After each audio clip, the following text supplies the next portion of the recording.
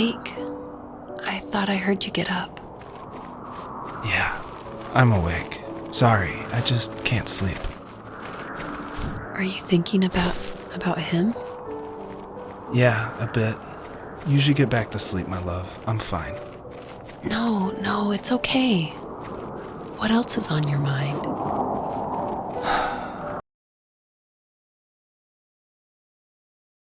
I don't know, it seems weird, but I had one of the most vivid dreams of my life. I saw a fox on a snowy mountain, just looking confused and worried. Those eyes, I can't get those eyes out of my head. She was running in the windy snow, looking for something. Do you think it has to do with you and what's been going on? I don't know. It was just a dream, Rachel. They're not meant to make sense. A lot's happened the past couple days, that's all. Well, if you're not going to sleep anyway, you should tell me. I want to hear. All right.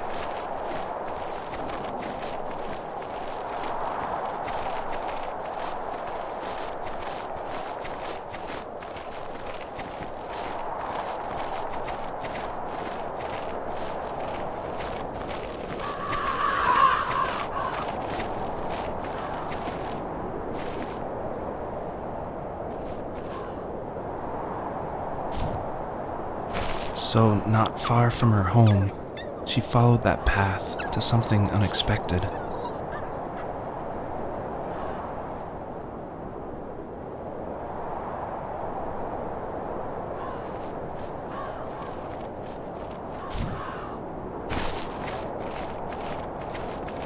She couldn't stay, though. She had to find her other 2 children. So she took that path. She followed it towards something ancient, something with answers.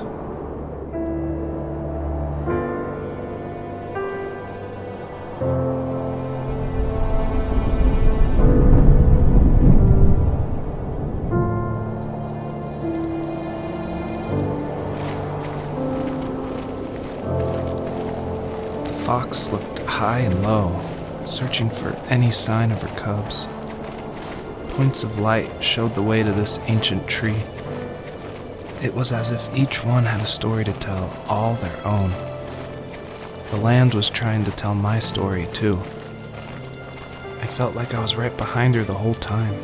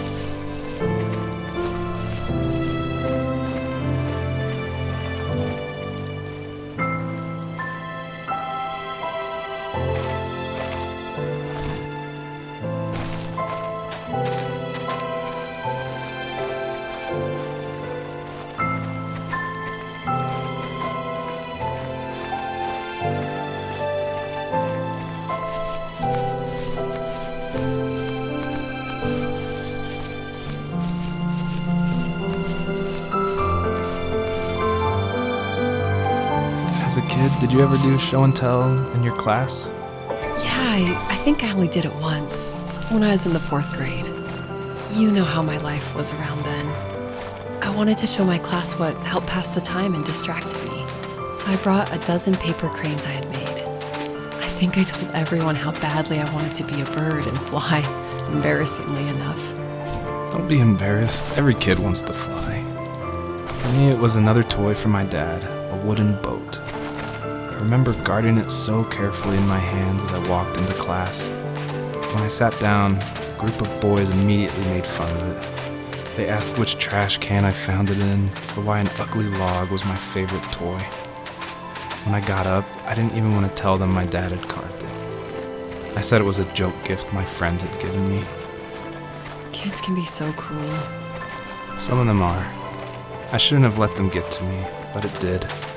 It's amazing we bounced back at all.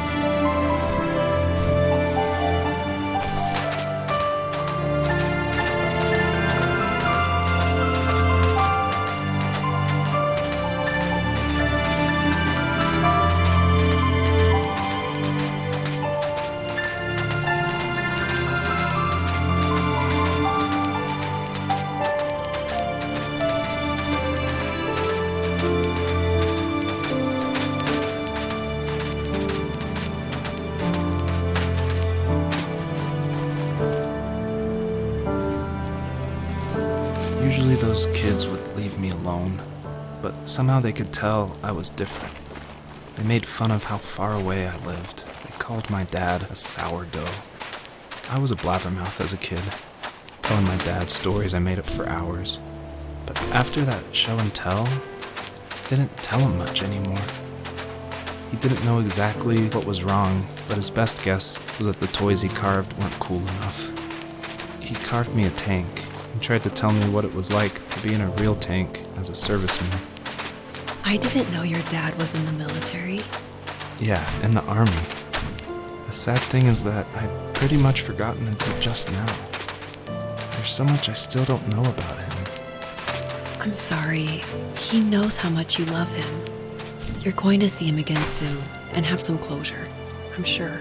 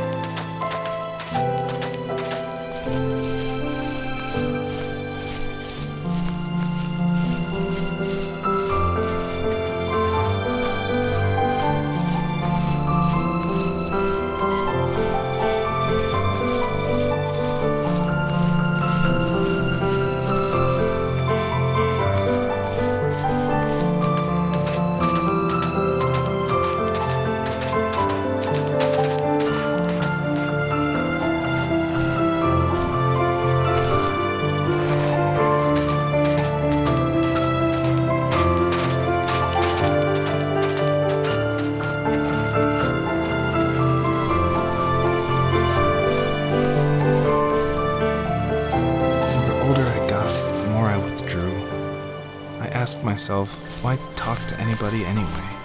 Why bother when I'm happy by myself? I started drawing a lot, mostly animals I saw in the woods by my home. I then imagined designing my own hideouts with things like TVs and pantries full of chips and cookies.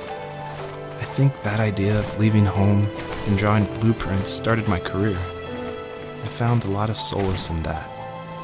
I'm not surprised, but I did the same thing, you know? There's something special about having a place to call your own. And now look at us. Well, if you count renting in an overpriced city.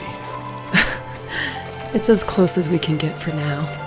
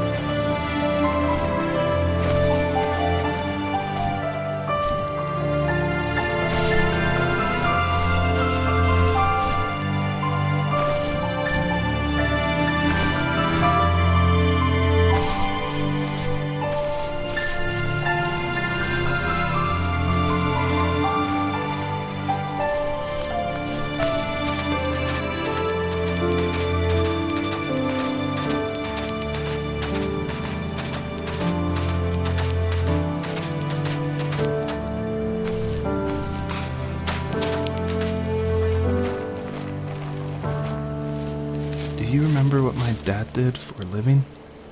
Wasn't he like a lumberjack? That's one way of putting it. If wood was a canvas, then a carving knife was his paintbrush. Even after working a 50-hour week, even after his hands were more splinters than skin, he would bring home the nicest piece of Alaskan weeping cedar and make me toys.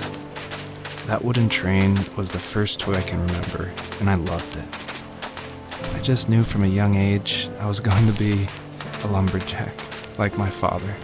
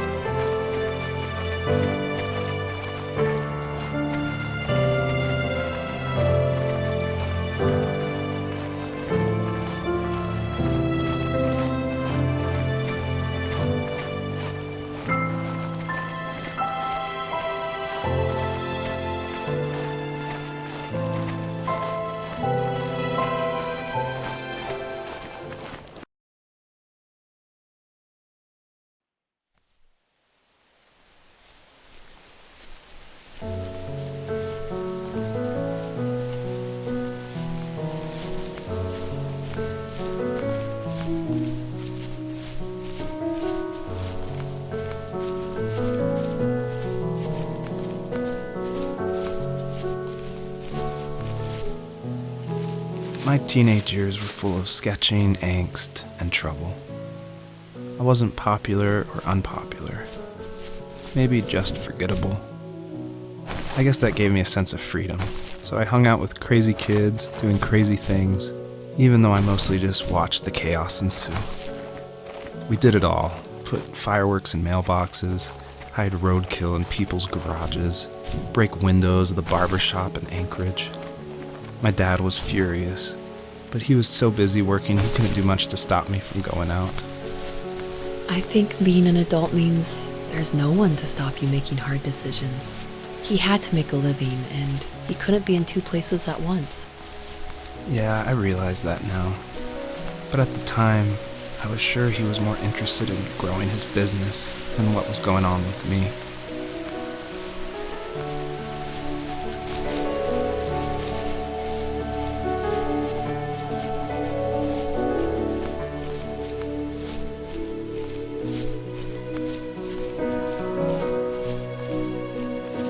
He was working another late night, and my friends were over, saying how bored they were and how they had come all the way out to my house for nothing.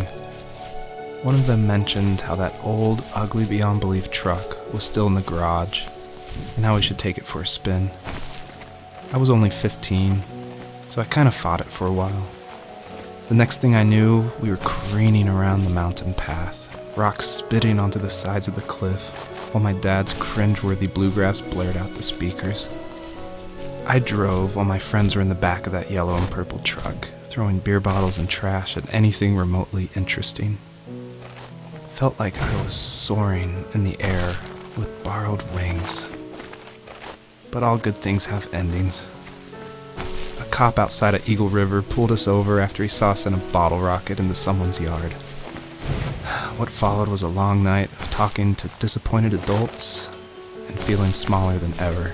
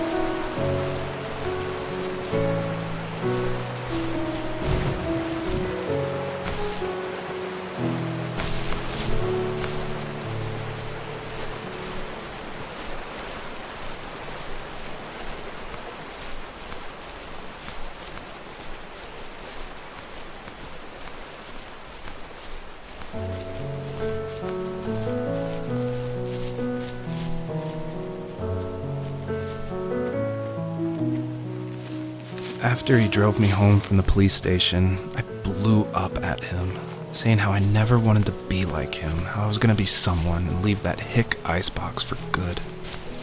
He just looked forward at the road with tired eyes. I took out that bluegrass tape from the cassette deck and chucked it out the window.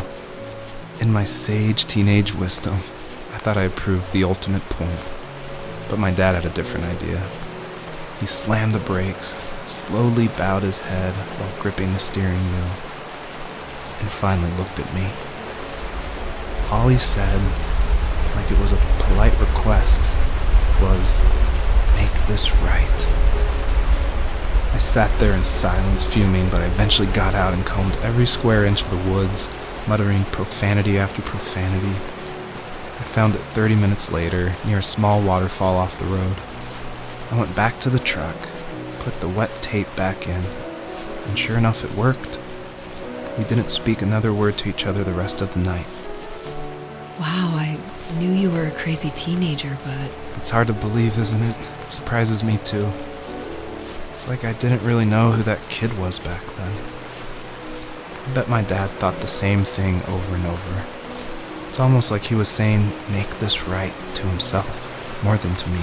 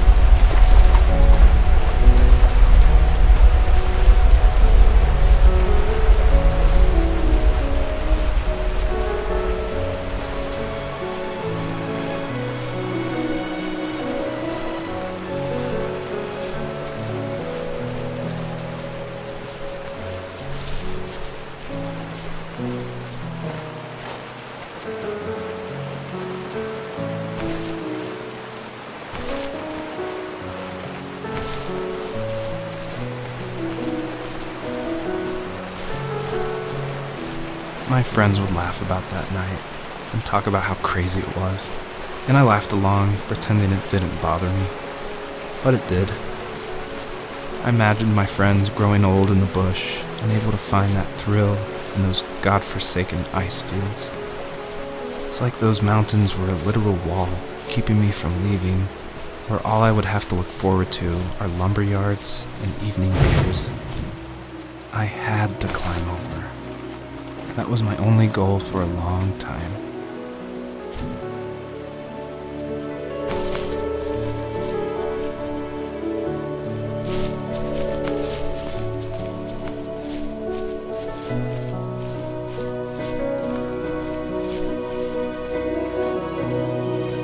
If there was some way I could take my love of drawing and turn it into a way of escape, nothing would make me happier.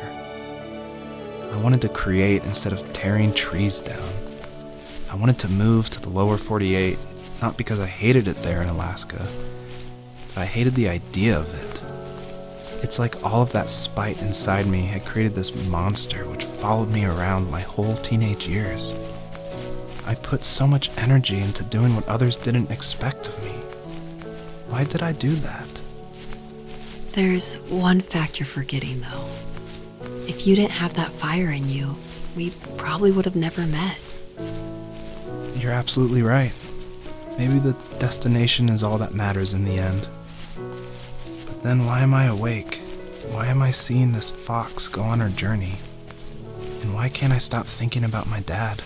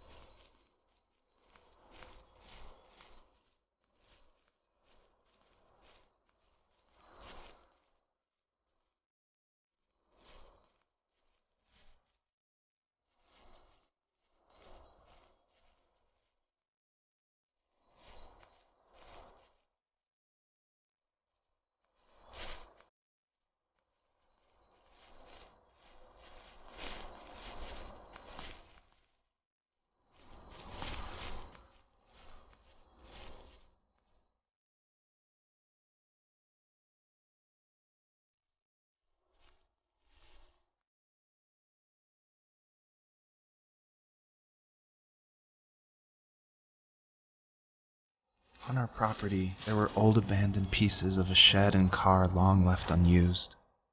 I used to ask him all the time who those people were that left all this junk, and I'm sure he got so tired of hearing it that he made up some elaborate stories how a brown bear ate them and haunted the woods afterwards. What's funny is I think it made those people seem more real, growing up thinking they were still hanging out like they couldn't say goodbye. I used to tell my friends how I could swear I saw spirits move near the water, and that always freaked them out. I guess it didn't bother me, because the way I saw it, they were normal people with old cars and sheds, just trying to figure out how to survive and be happy in the middle of nowhere. It was a cool thought that they didn't want to leave, but I was a weird kid. Well, you had good company since those ghosts liked living in a place where they were brutally devoured.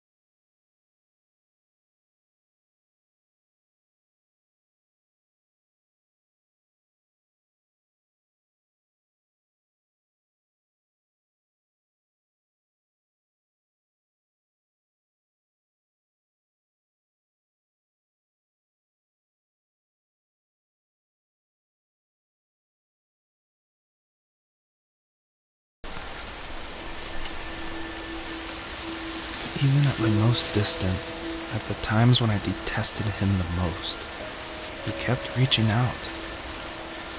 For a year straight, he asked me every week when we were going camping. I thought he was just dense. Eventually, to shut him up, I agreed. We carried out the worn lawn chairs from the garage and set up a cinder block campfire at the site we'd always used behind the house. We walked down the mountain path, talking in the warm sunshine we only got a couple months of the year. Those 3 obsidian rocks shimmered alongside the shore, almost like sparklers pressed against a dark window. I'll never forget that wet stone on my feet, or how those massive mountains looked even bigger in the lake's reflection. I felt small, but grateful. As the sun set, my dad found something I hadn't seen for a long time. The tree where I'd made my first carving when I was 6. I hadn't even carved it. My dad had helped me, but I still called it my tree.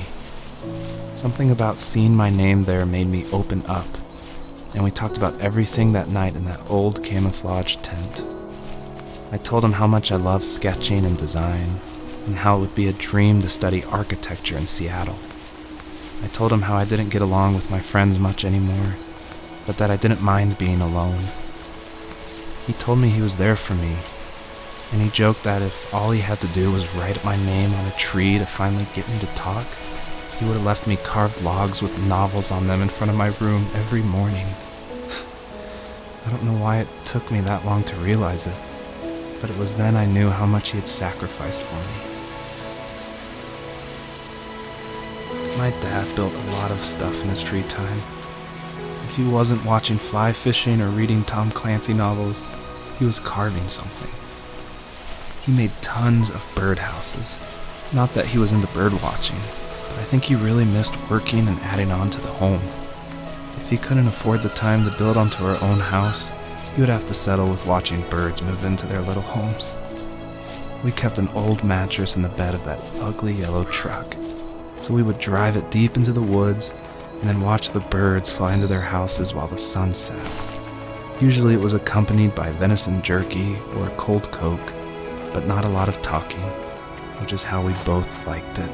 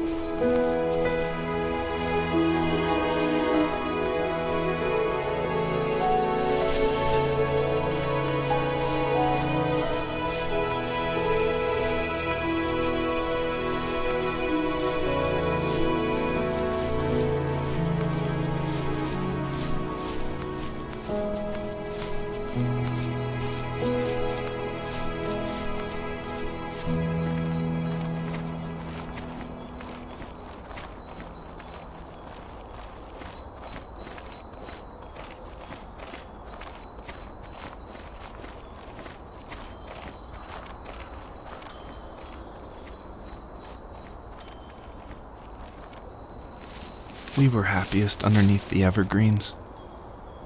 We decided it was time to finally map out the hundreds of acres we lived on just to pass the time during the summer. He was only free in the evenings, so I would spend the day wasting time on dial-up internet and sketching, and then we would rush into the woods, pen and map in hand, before evening fell. Sometimes, the aurora borealis would cast a cold green glow on the mountainside, and we would finish our route underneath a twilight sky. Sometimes I was lonely during those summer days, but there was comfort in the routine. A lot of teenagers aren't looking for the daily grind, though. There's nothing wrong with wanting to get out, to leave your childhood home. You wanted to progress, to make something of yourself. Yeah, you're right. That house. I'm sure it's the same as how I left it. But then why does it feel so different? I doubt you're the only adult to have looked back and asked that question.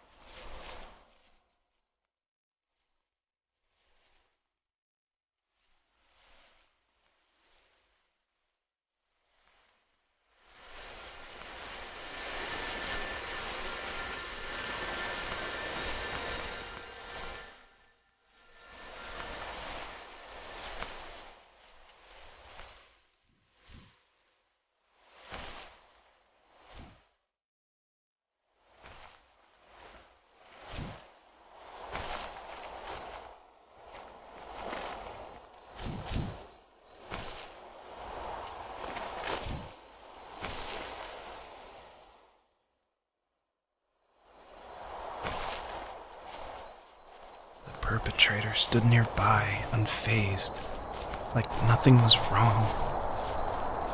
My dad is dead, and he's never coming back, Rachel. I can tell you these stories, but I can never reminisce with him again. He can never hold a grandchild that we'll probably never be able to have. I can never talk to him again, and I'll never be able to say I'm sorry for everything.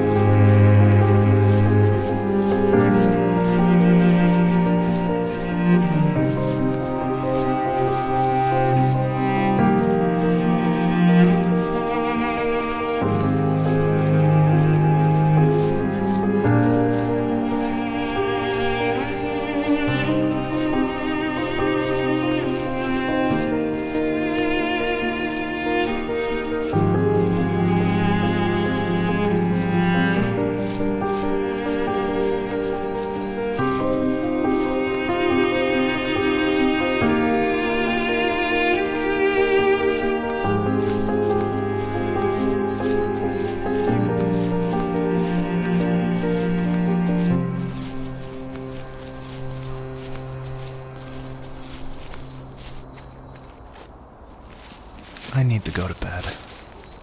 I just can't talk about this anymore. Good night.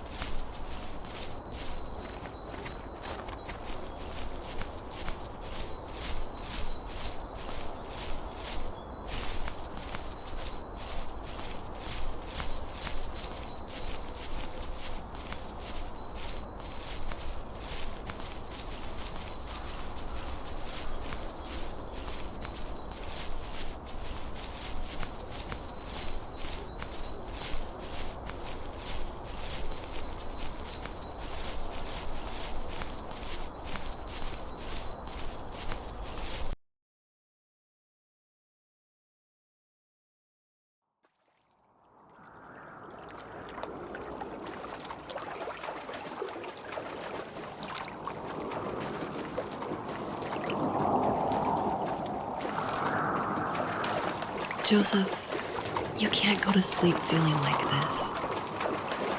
I'm sorry for everything, and I know you need space, but I'm here for you. You don't need to feel so lost. Joseph, have I ever told you what my mother was like?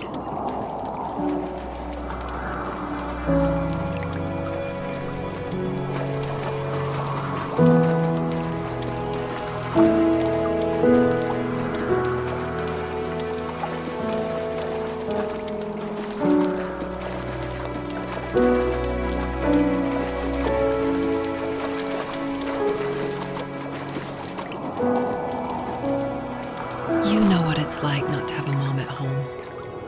And you know how hard that made my childhood. What helped me was watching the birds in the morning before the school bus came. I thought that my mother was one of those birds, and it made me want to be free like her. My mom taught me how to fold origami cranes while she was in the hospital. So I told myself I would fold one every day until I could fly myself.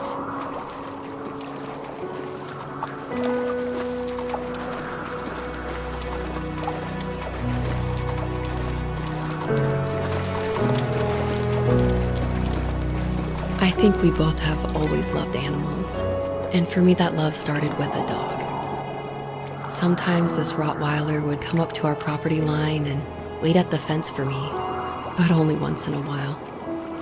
I was sure to check every day immediately after school, and it usually ended in disappointment. I would even steal money from my passed-out dad just so I could buy these off-brand dog biscuits. Even when she did stop by, she never went beyond the fence. Why was she so scared?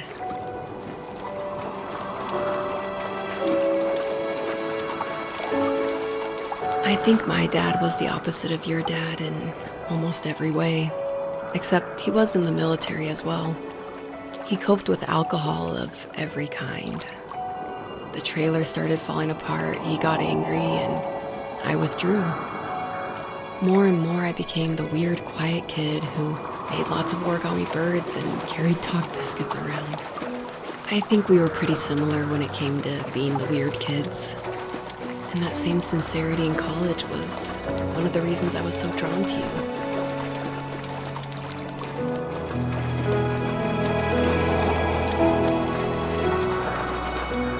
Life got worse and worse, and at one point, I really didn't think I could survive another day with my soul still intact. I had no real friends, let alone neighbors, since we lived in the middle of nowhere. I should have talked to my teacher, but I was scared what he would do if he found out. As I waited for the school bus one morning, I walked around until I found something in an abandoned shed. Something I can't put into words.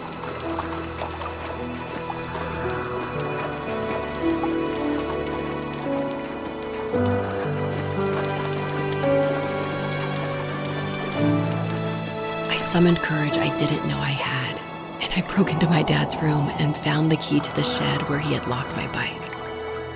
I'll never forget that feeling, as the wind rushing by my ears as the sun rose over fields of wheat. I was flying for the first time. I biked as far as my legs could take me until I found a house that felt friendly, and that felt like home. Those strangers helped me in so many ways. And if it wasn't for them, I wouldn't have found my foster family. And if it wasn't for my parents, I wouldn't have met you.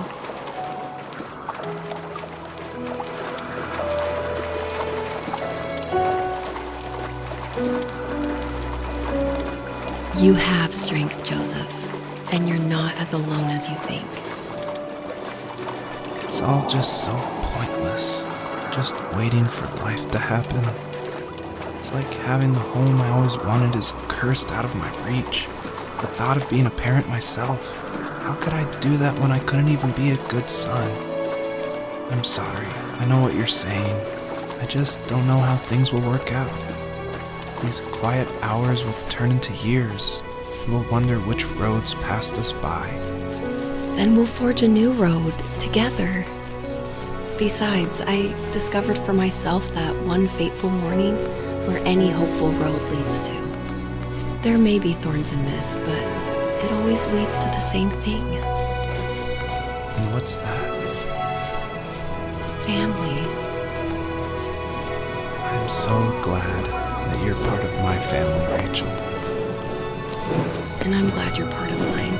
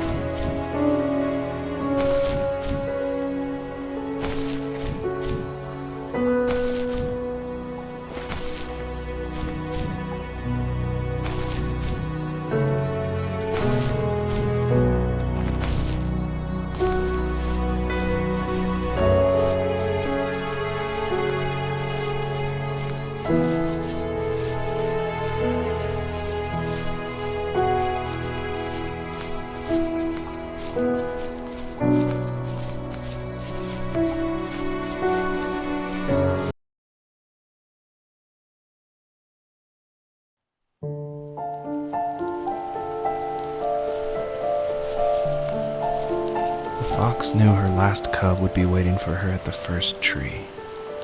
She was almost there. The rain cascaded onto the jade valley where the entrance to the tree was. Life was protected there, because that's where life began. It was now only a mother and a daughter left. Items from my life still dotted the ground as she moved closer to her destination and destiny.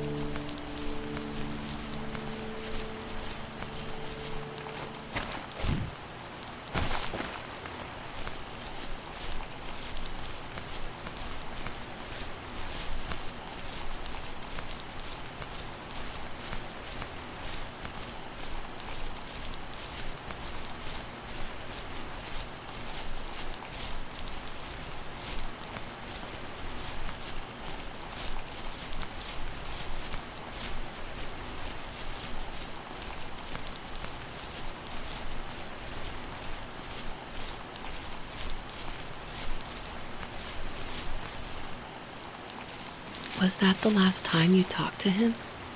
No, I called on holidays, and he would call on my birthday. I guess we acted like nothing ever happened, which was stupid. Didn't want to ask about his lumberyard, and I'm sure he didn't want to ask about my job search.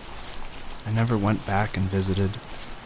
I think the last conversation we had was about what movies we had seen and what exactly a best boy is in the credits. I thought he would be here so much longer.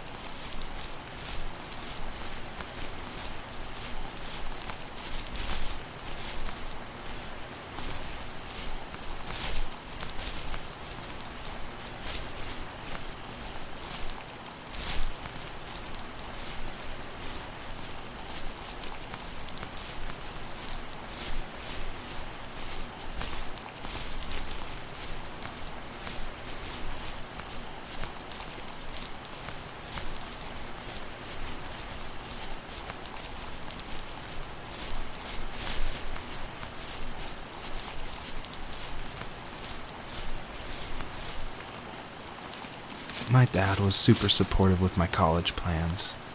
To a point. Things were okay until this terrible accident happened. I guess a forklift flipped over due to a bad axle, and it crushed one of the workers there. My dad didn't eat for days, even though he wasn't directly involved. It devastated him. Not only did it hurt the business, but it just freaked him out.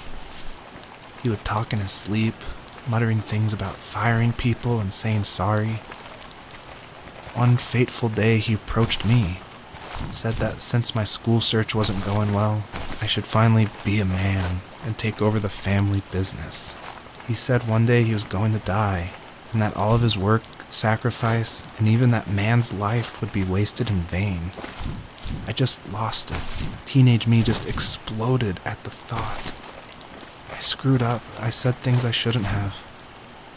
He was having a crisis, and I pretty much spit in his face.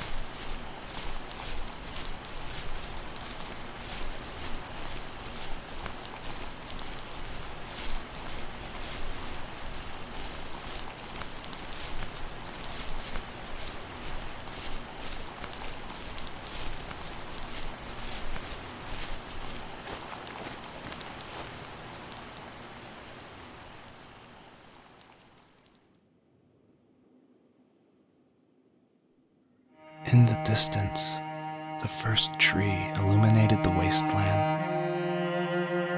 She couldn't go home anymore. She did the only thing she was capable of: moving forward. My dad died alone in the middle of the wilderness. I should have been talking to him more. I should have done a lot of things differently. If the first tree on earth brought life with it, if it taught the birds to sing and fly and showed saplings how to grow, what could it do for us?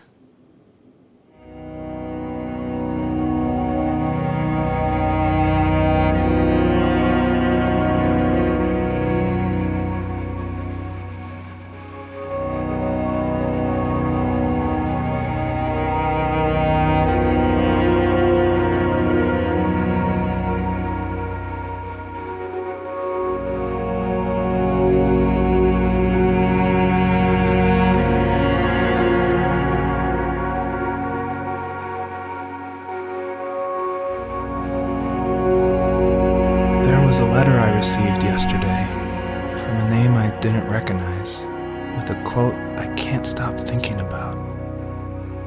Death is not the opposite of life, but a part of it. More and more, I'm realizing one important truth.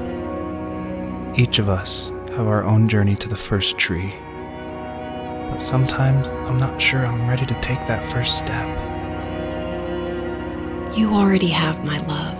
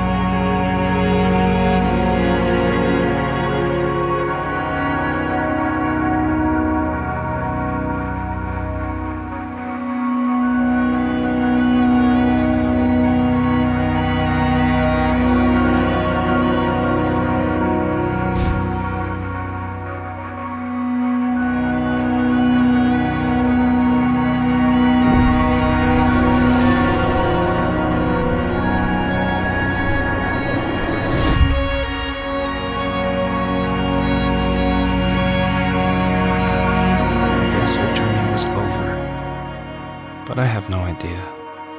It was only a dream, a distraction from tomorrow. I don't think dreams normally bring back to memory so many important feelings. Maybe it was just a dream, but it was also a gift. Yeah, I suppose. But tomorrow we're getting on a plane to the last place on Earth I want to be. The only person that would have made the trip worth it is gone. You're going to see him and be with him one last time before you say goodbye. I have one last quote for you by Emerson, sealed in an imaginary letter from me to you. It is the secret of the world that all things subsist and do not die, but only retire a little from sight and afterward return again. Go to sleep, my love. We have a big day tomorrow, but I'll be there with you every step of the way. Thank you. Thanks for listening. Good night, Rachel. Good night, Joseph.